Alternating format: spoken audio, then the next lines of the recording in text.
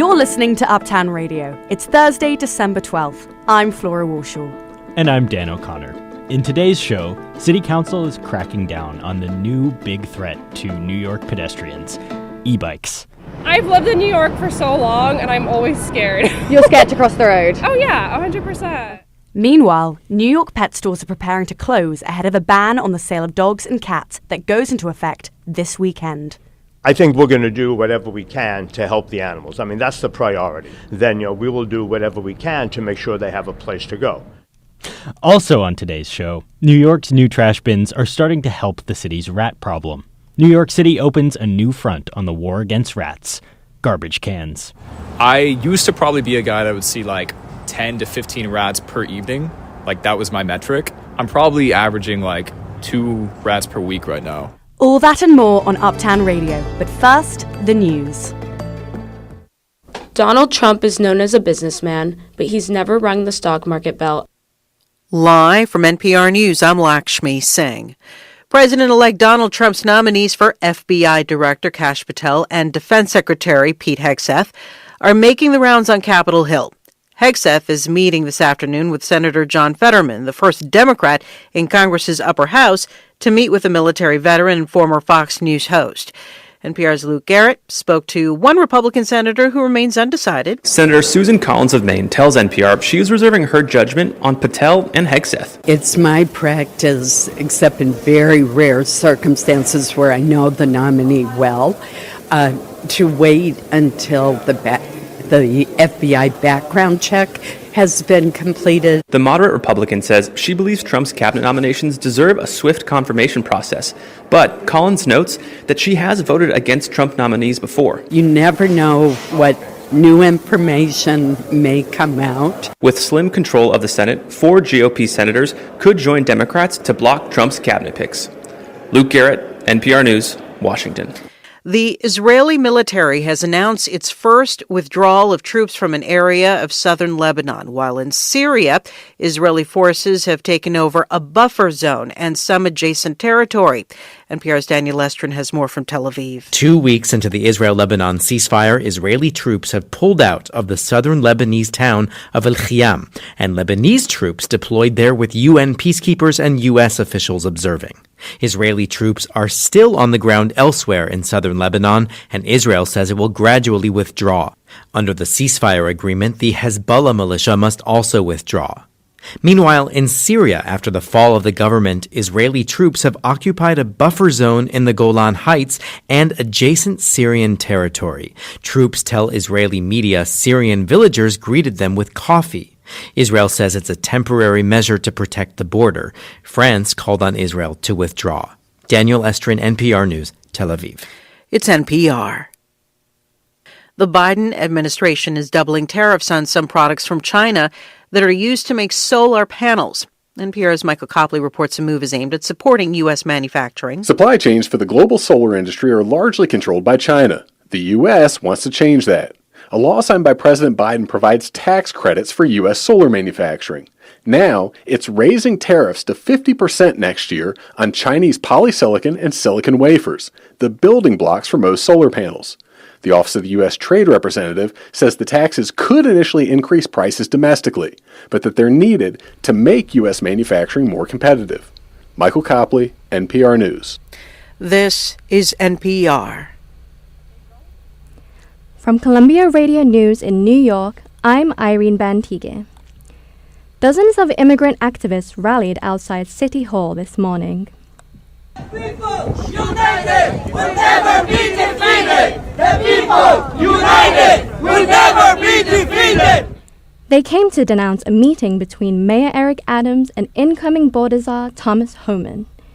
The pair met starting at 1 p.m. and was set to discuss the city's migrant crisis. A press conference with the border czar is set to follow. New Jersey Governor Phil Murphy is meeting with the White House today to discuss recent mysterious drone sightings. Over 50 drone sightings have been reported over the tri-state area in the last month. NJ Congressman Jeff Van Drew claimed these drones are coming from Iran. The Pentagon has since denied this claim. New York City is still recovering from severe weather last night. The wind brought down trees and created blackouts. A loss of electricity in the subway led to commuter chaos yesterday. And today, there are still signal and debris issues affecting several lines. The New York Mets baseball team will officially welcome Juan Soto this afternoon. Soto was recently traded from the New York Yankees in the Bronx to Queens City Field. His $765 million contract could be worth up to $800 million over 15 years. It is the largest contract in all of professional sports.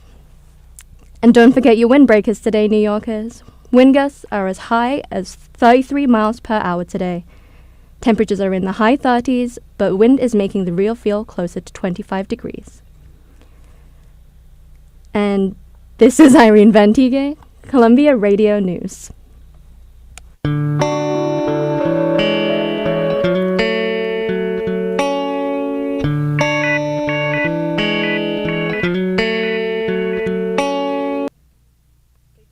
Trump took a victory lap in New York City today. This morning, he rang the opening bell of the New York Stock Exchange. He was also recognized by Time magazine as its Person of the Year. Cami Fate reports some New Yorkers are feeling optimistic today about the economy under Trump. Donald Trump is known as a businessman, but he's never rung the stock market bell until today. He spoke to the traders on the floor of the New York Stock Exchange while members of his new cabinet looked on. We're going to have an economy the likes of which nobody's ever seen before. So thank you very much. This is a great honor, and ringing the bell will be fantastic. And go out and get them. We're with you all the way. Thank you very much. Thank you. He then moved to the podium and started the day's stock trading.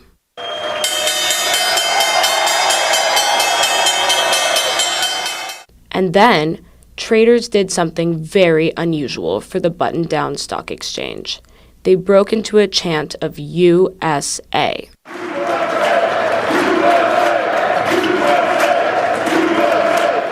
I spoke to one CEO afterwards, John Katzimatidis, who runs Gristetti's supermarket. He yelled, "America first and screw the rest of them." The stock market has been on a rally since Trump was reelected. But some economists are worried about how his economic plans will play out. Lindsey Braun and Nick Samaska, the owners of a furniture company, were mostly curious about what's going to happen next. The first year, I think there'll be a lot of excitement because of all the changes happening, like you're saying, like the stuff hitting the fan and people going maybe it'll fall. And then I think maybe 2 years from now, shit's going to get really dark and really real because the stuff that's happening now that people are like, oh, it's going to be great. Reality is going to set in.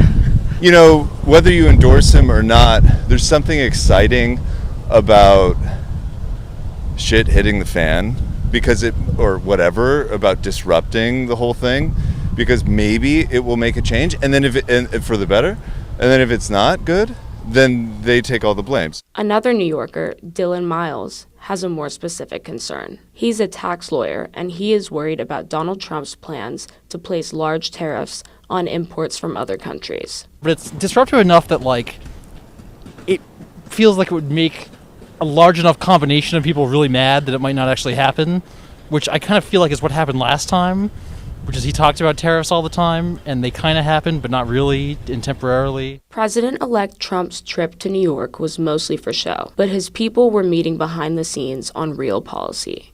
His border czar, Tom Homan, is meeting today with Mayor Eric Adams about the fate of migrants in New York City. Cami Fate, Columbia Radio News. Another election season is heating up. The Democratic primary for multiple municipal races is already getting crowded, and they include a familiar name. On Tuesday, former Congressman Anthony Weiner filed paperwork to run for an open seat in Manhattan's City Council District 2. He's attempting a political comeback, 7 years after being convicted for sexting a child.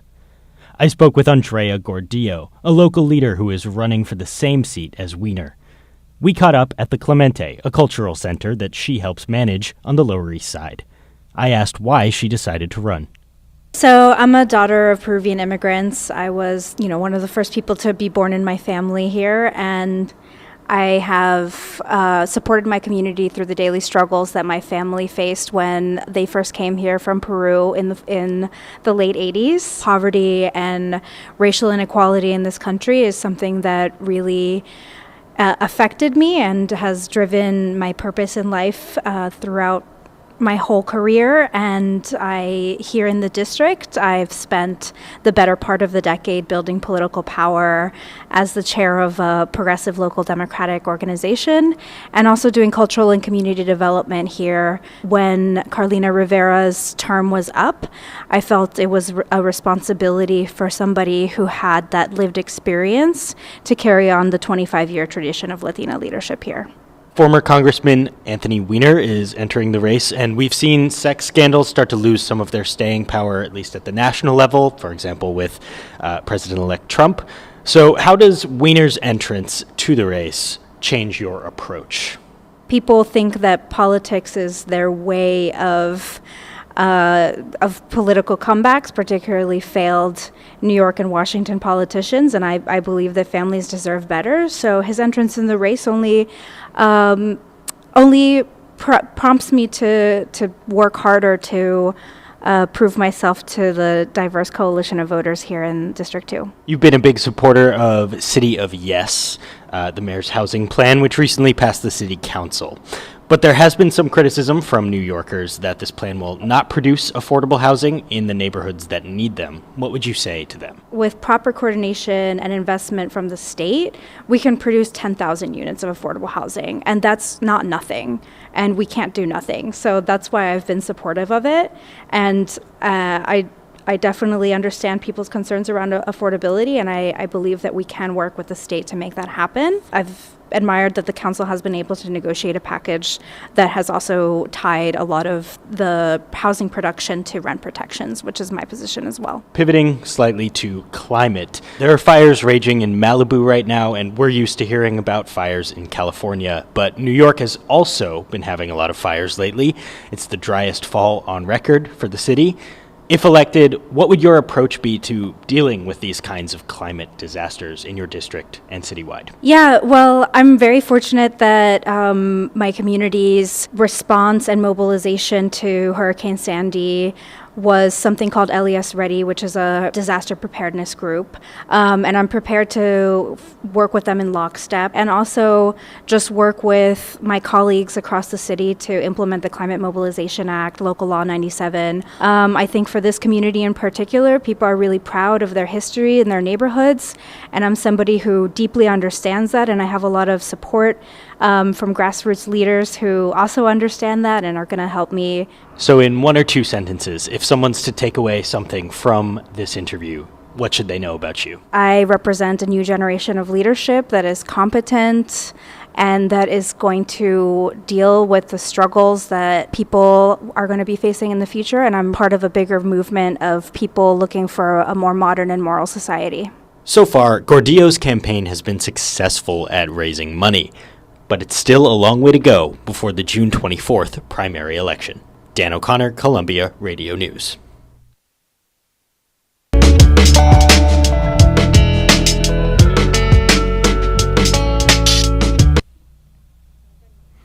The city is moving forward with a proposal meant to make the New York City streets safer. The bill is named Priscilla's Law, which would require license plates for all e-bikes. More than half the city council's members have co-sponsored the bill. However, it's facing many opponents. Here's Flora Warshaw with more on the story. Every New Yorker has witnessed it. You're about to cross the street and suddenly, here comes a delivery e-bike. I'm going around trying to catch people like as e-bikes are zooming past, and I literally just saw you step out of the way. I've lived in New York for so long and I'm always scared. You're scared to cross the road? Oh yeah, 100%. Okay, thank you. That's why 31 New York City Council members have sponsored Intro 606, otherwise known as Priscilla's Law. The law is named after Priscilla Look, a 69-year-old woman who died after being struck by an e-bike in Chinatown last year. The law would require a license plate for all e-bikes. But how would that help stop deaths like Priscilla's from occurring again? I sat down with Janet Schroeder, co-founder of NYC E-Vehicle Safety Alliance. We're not out for penalizing e-city bike riders and delivery workers. We want to change their behavior, and there has been no consequence thus far for the egregious riding. With a license plate where you will get a warning or you will get a ticket sent to your house, that's a consequence that changes behavior, and that's just psychology, right? That's why we have license plates on cars. Bob Holden, the council member who wrote Intro 606, explains the need for this bill. I always say the most dangerous place to be in New York City is in a crosswalk, because you don't know what's coming at you. You don't know from what direction. You have to have eyes in the back of your head. So this bill is long overdue. Many cities around the world have done this. Some cities even banned e-bikes from their downtown areas because they know of the danger. The bill has some pretty powerful opponents, from political action committees to non-profits. Many believe Priscilla's law won't work and is attacking the wrong issue. Kate Brockwell, a member of Families for Safe Streets, says she understands the frustration with e-bikes. There's a perception that everyone talks about, basically, of like feeling like it's the Wild West on our streets. However, for her, e-bikes are not the culprit. Cars are. And by discouraging e-bike usage, she believes it will only make the car issue worse. In the US, like 40,000 people are killed in car crashes a year. I don't know if you... So it's like 3 250-person planes a week. Another advocacy organization, Transportation Alternatives, is also opposing the bill. Alexa Sledge with the group worries the bill will create an increase in police crackdowns. A whole spectrum of people that oppose this bill because it gives so many new powers to the police department, and it would crack down on one of our most environmentally sustainable ways of getting around, one that is used so disproportionately by immigrant men of color. Instead, Sledge says that the city should be cracking down on the delivery apps who encourage this reckless driving.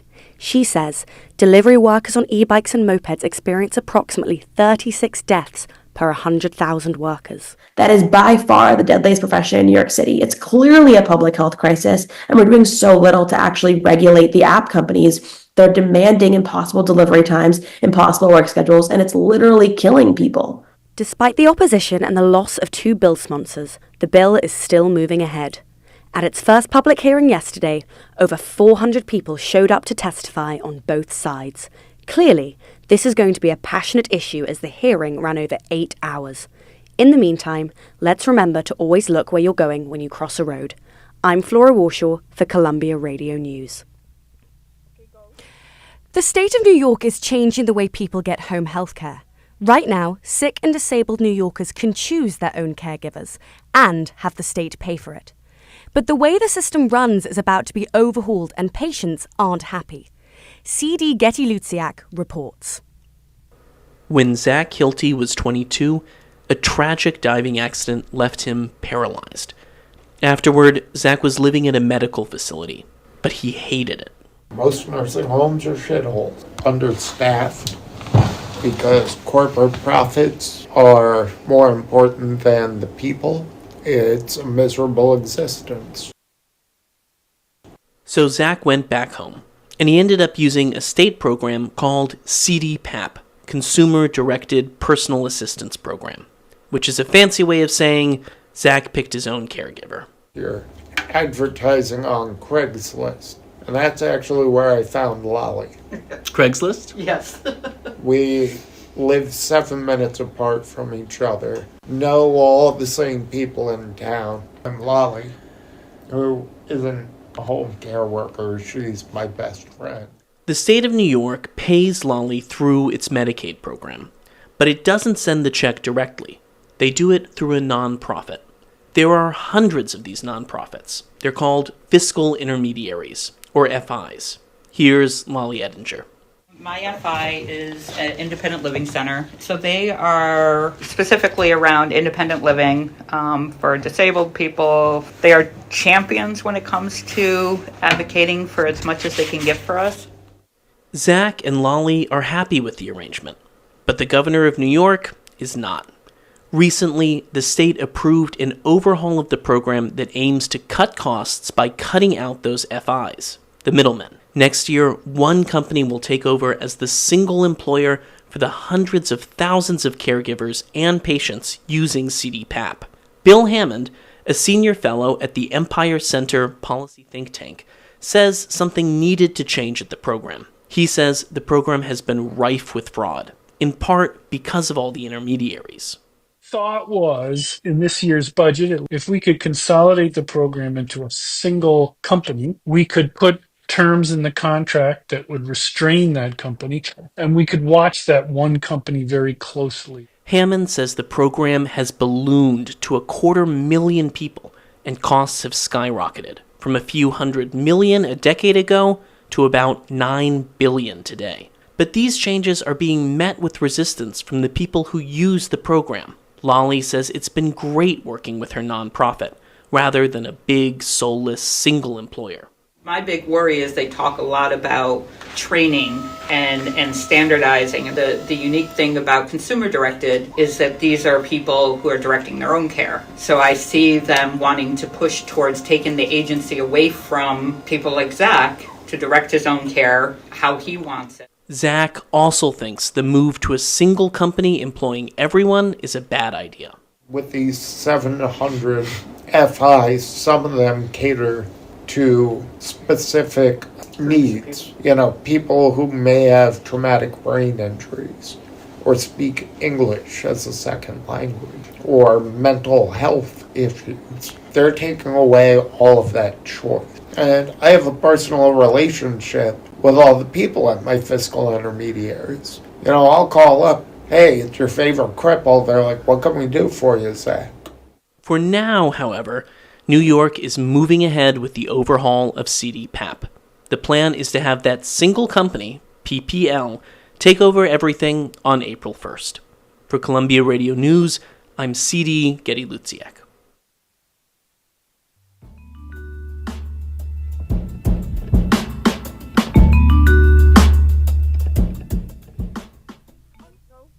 A state law banning retail sales of dogs, cats, and other animals will go into effect this weekend.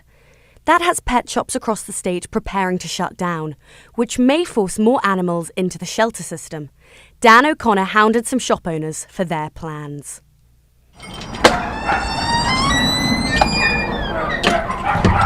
Hi. This is Puppy Paradise, a pet shop on Flatbush Avenue in Marine Park, Brooklyn. The narrow store has roughly 24 dog cages. Inside, Pomeranians, Bernedoodles, Puggles, all for sale here, at least for now. All stores in New York State are coming to an end, and we're closing December 15th. That's David Dietz.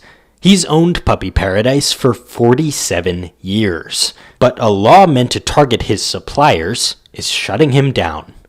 Shops like Dietz's are often supplied by puppy mills. Animal rights groups say the mills use abusive breeding practices to crank out dogs. Here's Assemblymember Linda Rosenthal back in 2022. She co-sponsored the bill. And they were brought up and raised in filthy conditions, not getting vet care. It's really a horrific factory industry. The ban goes into effect Sunday.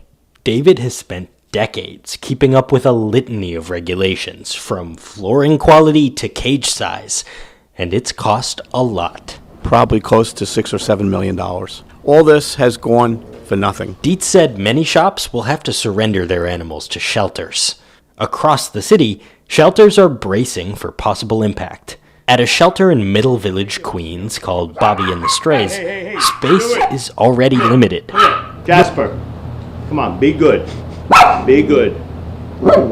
Anyone who comes to the door, it's, all hell breaks loose. That's manager Ron Attivissimo, and a very cute, brown, short-haired puppy. It's one of many dogs Attivissimo has got to deal with. That's Stuart. This is Bella. The gray one is Oreo. And the yappy one is Jasper. Okay. But all they want to do is they want to love and kiss you, that's all. He has cats too, but they're quieter.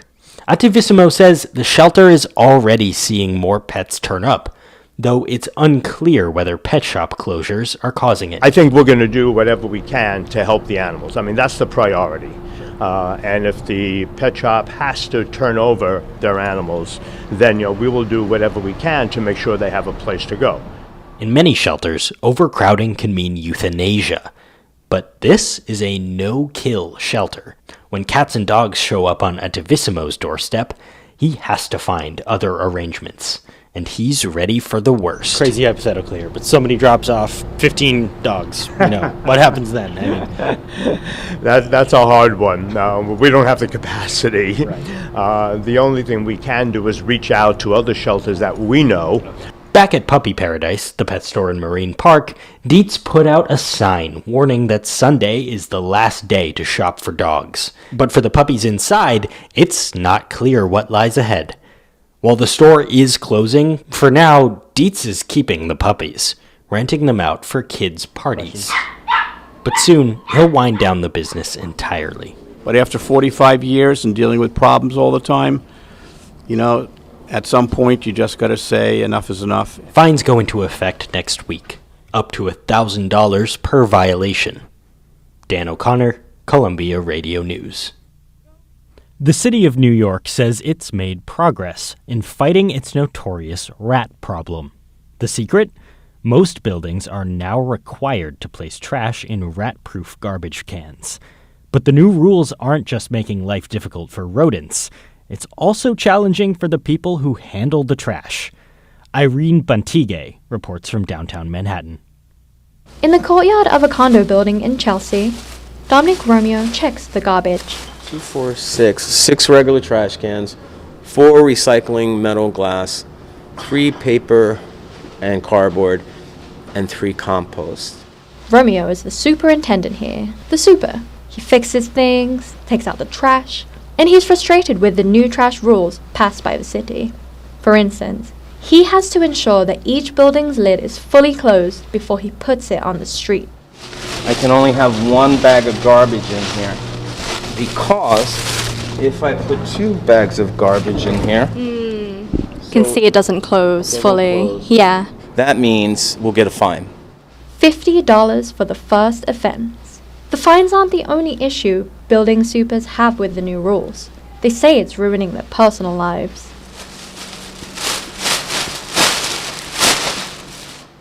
Desmond Potelli works in Greenwich Village.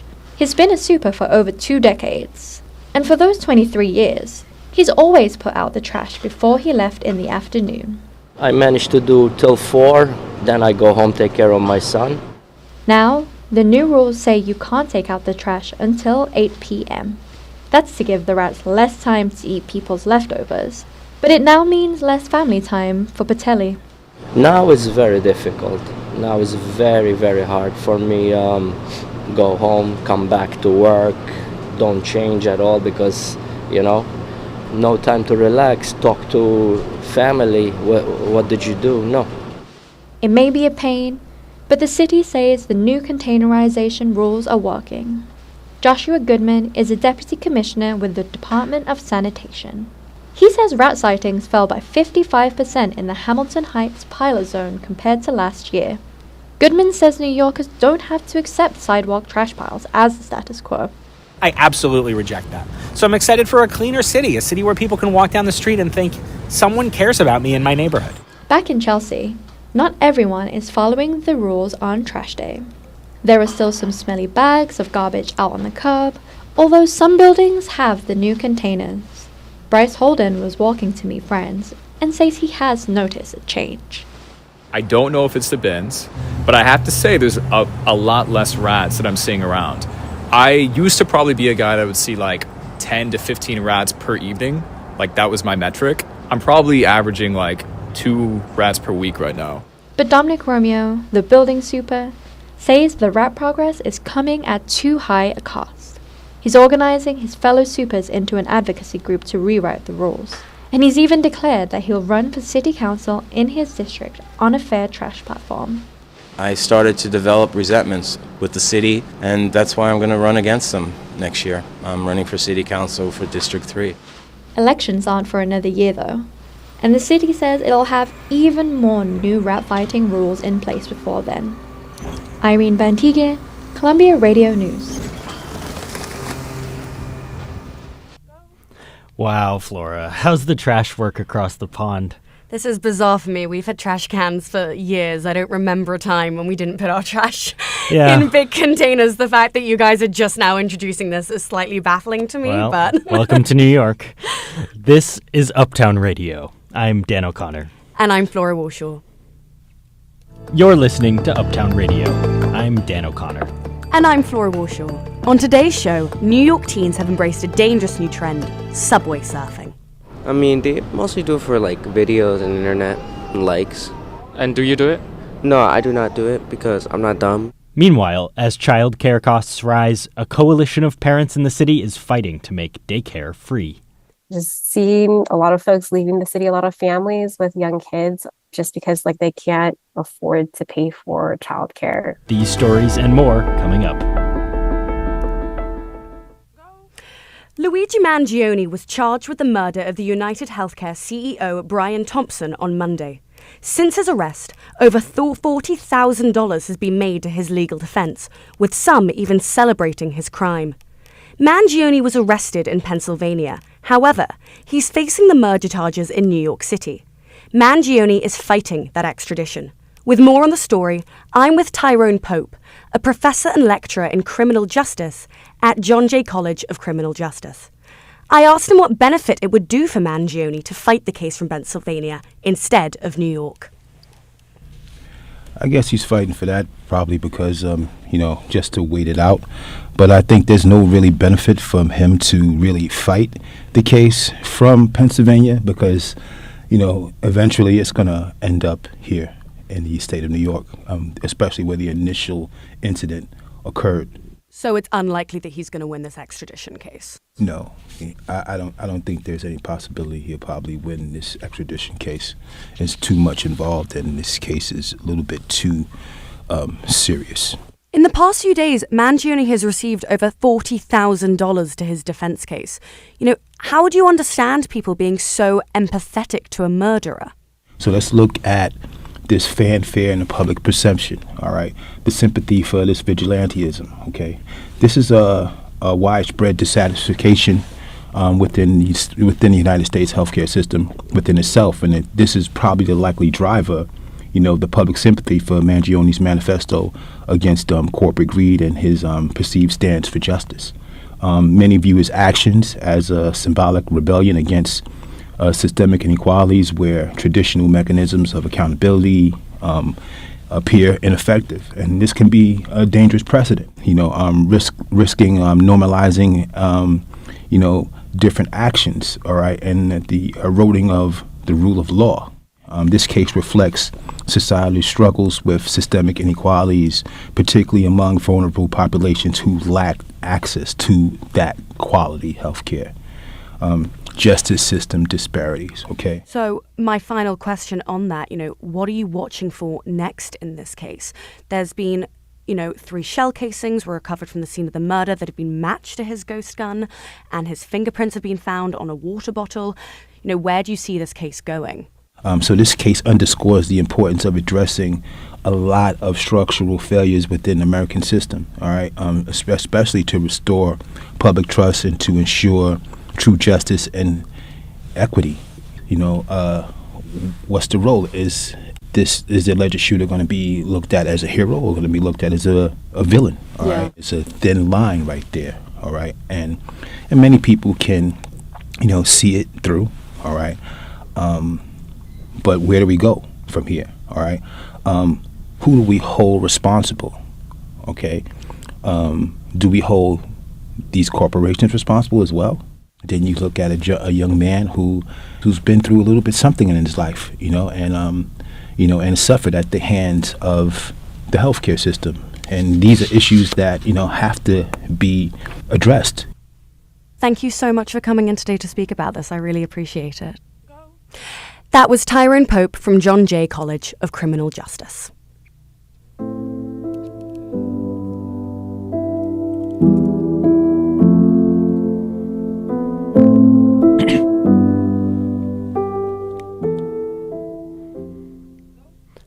TikTok challenges can be fun sometimes. Other times, though, they can be dangerous. Take subway surfing. The trend has led to 6 deaths this year, up from 5 in 2023. Just last month, an 18-year-old woman in Harlem lost an arm and a leg after subway surfing. The NYPD and MTA are taking action, but advocates are pressing for more. Fred Voon reports. The 7 line that runs across Queens is elevated, scenic, and very popular for subway surfing. As the train pulls into Queensboro Plaza, you'll hear, "What's up, New York? I'm Jessie, I'm 17, and Queens is my home. Listen up, this is not Coney Island, this is the subway, and there should be no surfing or riding outside of trains. Ride inside, stay alive." Subway surfing has been around since the 80s, but popularity has surged this year on social media. The result? 6 dead and 7 seriously injured. High schoolers Oh Hoon Kwan and Cesar Marmolejos are chilling at the 33rd Street station. They say subway surfers are a familiar sight. You see them like having their phone cameras in their hand, right? Yeah. And they're just like they do dance moves on top. These aren't bad kids, morally. It's a thrill. They're, daredevils in a way. 10th grader Gerardo Cortez, waiting for the train at Junction Boulevard, says he knows better. I mean, they mostly do it for like videos and internet and likes. And do you do it? No, I do not do it because I'm not dumb and I don't really want to die like that. At a nearby middle school, Isa Islam arrives wearing dark shades. He's speaking to the whole school over 3 back-to-back sessions. First up, 200 chatty 6th graders fill the stands in the gymatorium. Good morning, boys and girls. I know MS 419 has more energy than that. I said good morning. Islam shares the story of a tragic mistake he made 11 years ago at age 17. Late one night, he and 2 cousins climbed onto the roof of an F train bound for Coney Island. It's 3 a.m., pitch black, it's cold. I didn't see it coming, what was in front of me. And then I slapped my face on the subway beam. I dropped on my back. My scalp is cracked wide open. I'm bleeding hot sauce out of my head, you know what I mean? It was his first time subway surfing, and his last. The incident left him completely blind. Now he takes his story from school to school with the group Breaking the Cycle. I lost count as far as how many assemblies I've done. As you've seen the news recently, they keep doing it, and I'm here to, remind them why not. Over the past year, the NYPD has used drones to catch 120 offenders. The MTA has tackled social media, getting TikTok and Instagram to remove over 11,000 subway surfing videos. CEO Jano Lieber defended their efforts at a board meeting last month. The MTA has been more active on this issue than any other player. We are the ones who got New York City kids to develop that ad campaign. For Norma Nazario, who lost her son Zachary to subway surfing, campaigns won't cut it. The MTA, they just keep on saying that they have campaigns to do this and that, but don't say, just do. On her son's death anniversary in February, she sued the MTA for not blocking access to the roofs of subway cars. MTA failed not only Zach, the other kids and other parents. The lawsuit also blames Meta and ByteDance for promoting the viral challenge.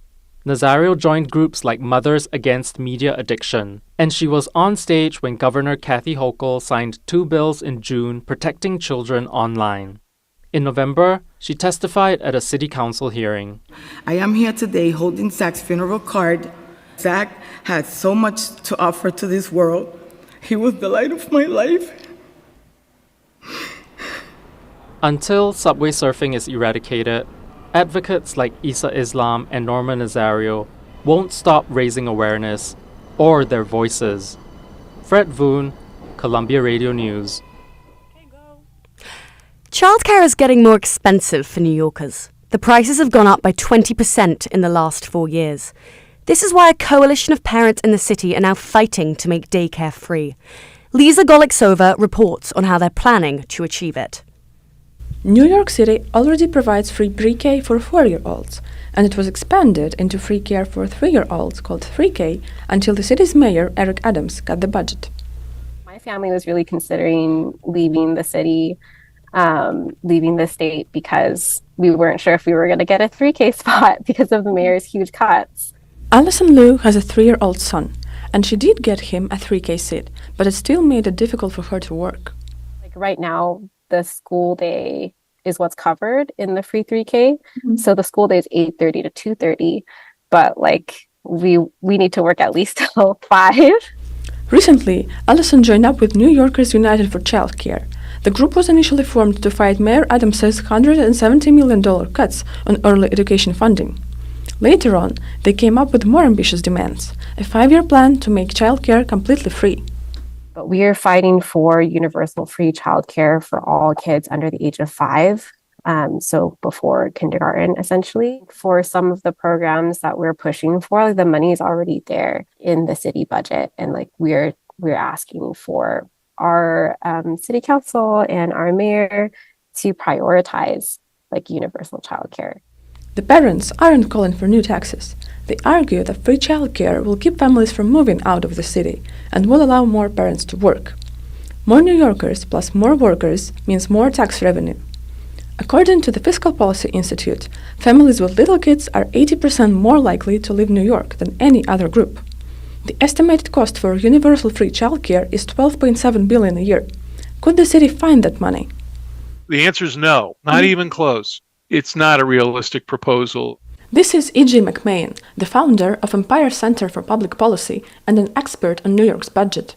There's a long laundry list of proposals that various progressive groups have for spending billions and billions of dollars. What they have in common is they are linked to proposals for massive increases in taxes. So actually, we're taxing more income at a higher rate now in New York, combined federal, state, and city, than we ever have in history. So there's no, even in the wildest dreams of the advocates of this proposal and of the people advocating much higher taxes, it's not going to happen. McMahon says that it may seem like a good idea to keep parents in the city, but the reality is, For a lot of people, once they have children or they pair off and begin to have children, that's when they go to the suburbs. several state legislators have tried to push free childcare bills through in the last couple years, but none succeeded. Allison's group isn't trying to pass another bill yet.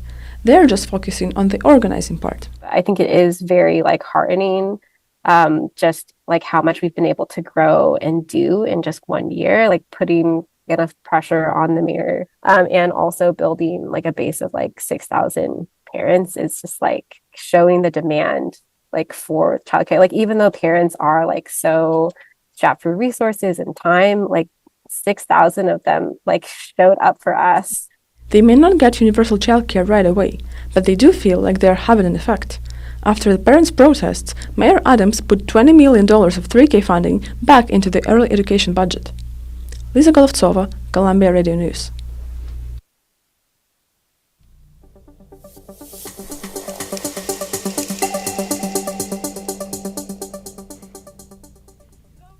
In just over a month, President Trump will be back in the Oval Office. Some of his promised policies target transgender people. Accessing gender-affirming health care, legally changing one's gender, and even playing sports are all on the chopping block for transgender Americans. But one basketball team is offering a refuge from outside opposition. In Brooklyn, Hannah Weaver reports on New York City's first all-transgender basketball league. Since 2020, anti-trans state legislation has risen dramatically, including nearly 300 focused on trans athletes. When Trump gets into office, nationwide bans are likely. I will ask Congress to pass a bill establishing that the only genders recognized by the United States government are male and female, and they are assigned at birth. The bill will also make clear that Title IX prohibits men from participating in women's sports. If passed, that bill would mean trans athletes can only compete in divisions for the gender they were assigned at birth. What it wouldn't apply to, though? Informal adult leagues, like a new one started this June in New York City. Its name is NYC Trans Basketball, and it caters to trans and non-binary ballers. At the Major Owens Center in Brooklyn, the 90-foot ceilings mean sounds echo up to the rafters. One side of the court has a skills clinic for beginners. They dribble in sync. The other side is for competitive games. Their shoes squeak against the hardwoods as they pivot. They come from all over the city. Take Alex Tay, for example, a senior at NYU. I find it very meaningful that it has to do with using our bodies, the subject of so much scrutiny and restriction, to do something that feels good for us, amongst ourselves. As the players sprint up and down the court, spectators watch from the bleachers. Rhea Freed came to watch some friends. And I want all these gender segregated things to just go past this tipping point, and if that's not going to happen, I want us to carve out these other spaces for ourselves. At first, the league was just called Basketdolls and was mostly trans feminine players. So in September, Ishay Hughes helped create Trand 1, the trans masculine division. Before NYC trans basketball, he felt there was something missing in his life. There's this point where I knew that I was negating half of my existence. And I'm like, yo, man, you could do more magical things. You're a trans black man. You are bound to do more magical things than sling martinis all night.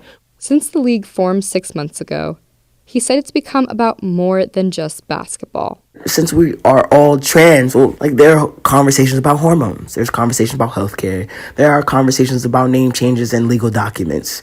These conversations quickly turned into action when basketball organizer Maya Ruta got Fordham law students to help players update their names and sex designations on legal documents. It's something that will become harder under Trump. Most recently, Ruta helped put on a shoe drive and fundraiser at a bar in Queens. It's like harm reduction, right? It's like you do what you can where you can, right? You can't tackle the big things, at least I can't, all by myself or without whatever. So, but it's like, what can I do? Can I make sure that this girl is has somewhere to sleep tonight or has a pair of shoes, or can we do this for our community? And it's like, you tackle the little things, and then from there, hopefully collectively you can attack the broader things. For Kelly Williams, NYC trans basketball has been a place he can turn to throughout the fear that a Trump presidency brings. I can sit and I can be scared, or I can come together with my community and do something as simple and profound as playing basketball. And it's being community is the opposite of isolation and is gonna help us move through that fear to action and to togetherness and resiliency. The presidential inauguration is on January 20th. But in the meantime, NYC trans basketball will keep coming to the courts. Hannah Weaver, Columbia Radio News. We now go off court and into the art world. Experiential art has been everywhere in the past decade, especially on social media. One new immersive experience in New York City is an art amusement park called Luna Luna that was hidden away for decades after its creation in 1987. Now it's up and running in Chelsea. Here's reporter Cami Fate on the spectacle. What makes this compelling is the historical significance of the artists involved. There's a Ferris wheel by Jean-Michel Basquiat, who pioneered bringing graffiti and hip-hop culture into the exclusive fine art world. There's a carousel by Keith Haring, whose high-low cartoonish art became the face of the fight against AIDS. There's works by Dali, David Hockney, Roy Lichtenstein, and Kenny Sharp, all regarded by many as the most influential artists of the late 20th century. And all of the work was created specifically for Luna Luna in the 80s, including an original score by the composer Philip Glass. In a buzzier and weirder turn, the exhibition was financed by none other than Drake. Yes, the rapper, who reportedly spent upwards of $100 million on this project.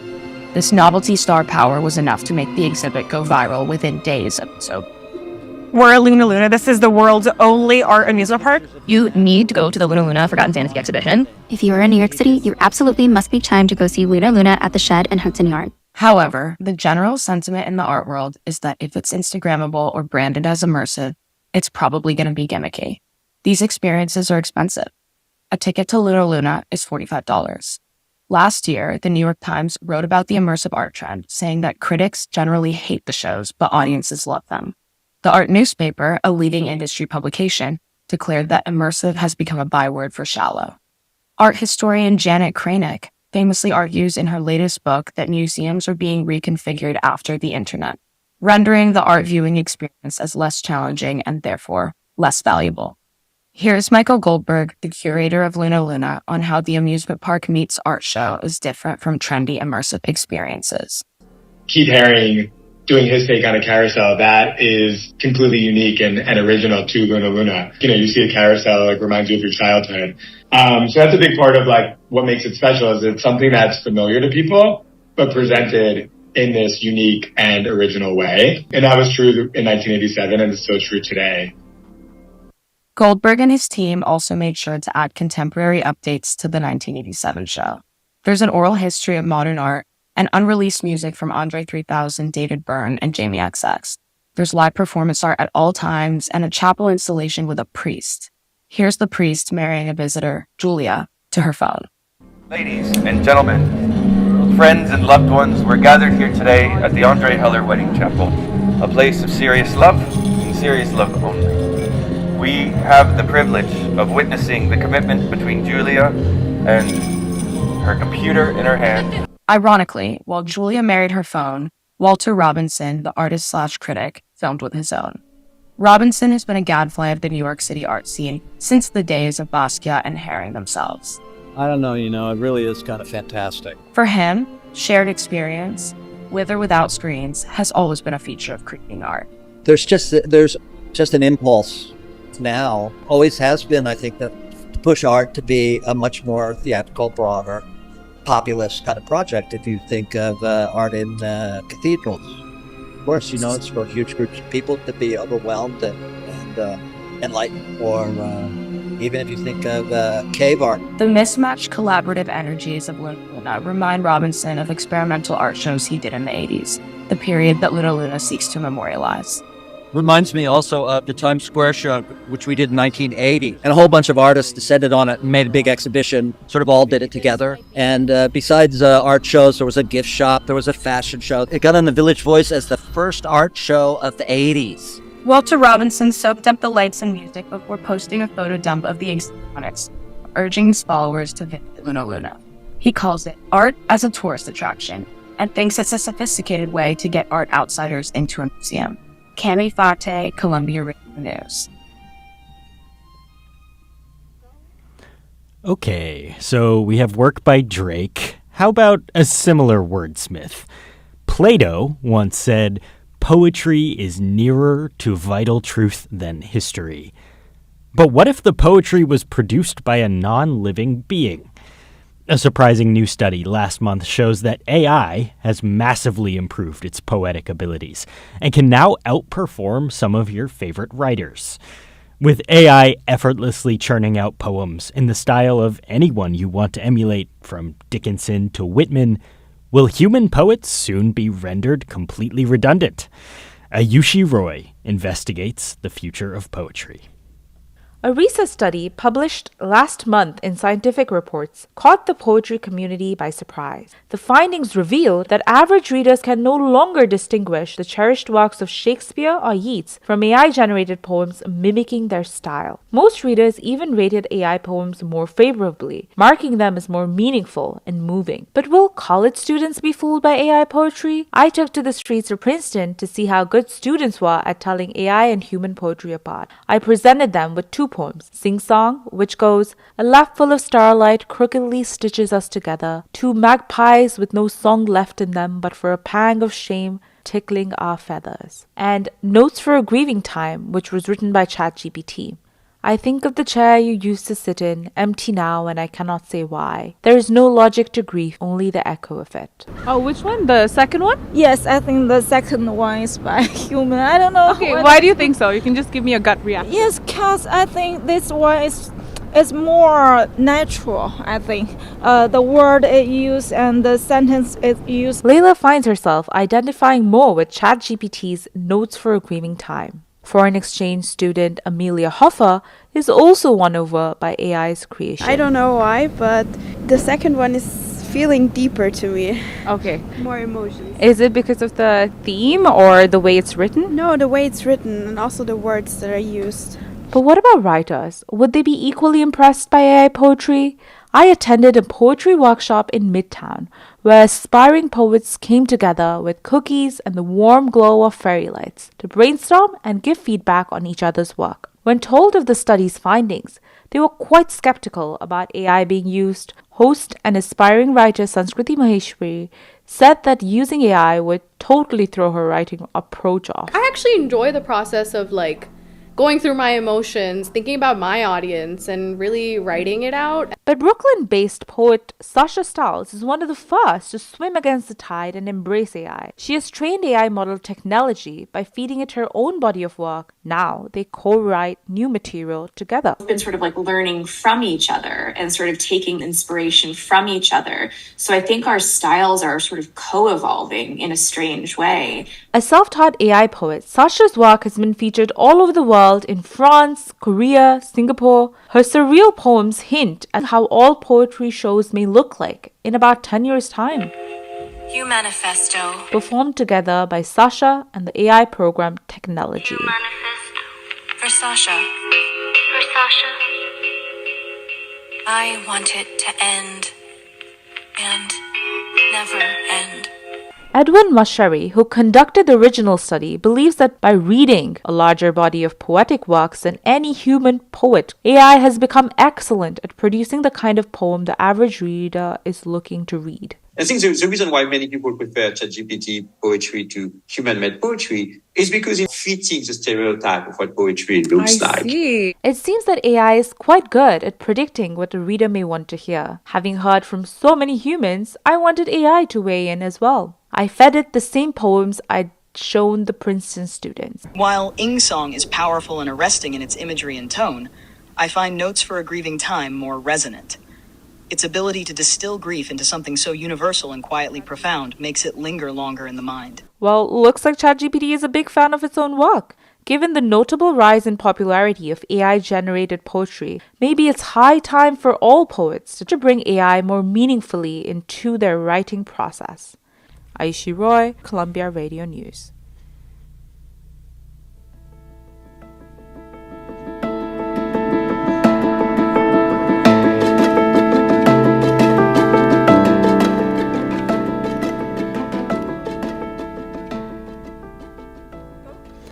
Ooh, I love that song. But that's it for this edition of Uptown Radio. We hope you enjoyed the show. Today, our executive producer was Ayushi Roy. Senior editor was Sidi Getty-Lutsiak. Irene Batinge delivered the news. Camelia Fate was our breaking news reporter. Our senior producer was Hannah Weaver. Fred Voon produced our interviews. In the studio was director Lisa Golotsova, with board operator Fred Voon. Our instructors, Robert Smith and Lydia McMullen-Laird, advised our staff. Special thanks to AJ Mangone. I'm Daniel O'Connor.